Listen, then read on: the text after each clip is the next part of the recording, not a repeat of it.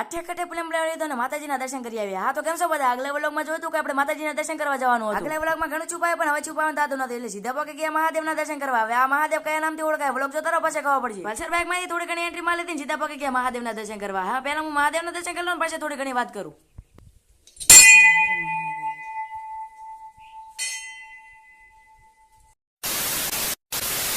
મહાદેવના દર્શન કરી લીધા ને સીધા બહાર આવી ગયા. વાત કરું તો આ પવિત્ર પાણીની, એમાં એવું છે કે આ વર્ષો જૂનું પાણી હજુ પણ ચાલુ જ આવે, કોઈ દિવસ પાણી ઘટતું જ નથી. અરે પણ ઓલું કેવું નતો ભૂલી ગયો કયા નામથી મંદિર ઓળખાય. હવે તમને કહી દઉં, લુણેશ્વર મહાદેવના મંદિર તરીકે ઓળખાય. મહાદેવના દર્શન કરી લીધા ને હવે જવાનું આપણે માતાજીના દર્શન કરવા. એટલે અહીંયાથી સીધા નીકળી ગયા ને પગે ગયા ટાપાસરા માતાજીના દર્શન કરવા. એટલે સગતમાના દર્શન કરી લીધા સીધા બહાર આવી ગયા. પૂનમના દિવસે માતાજીના દર્શન કરવા વસ્તી દૂર દૂરથી આવે અને બહારનું મંદિર કાંક આવું લાગે છે.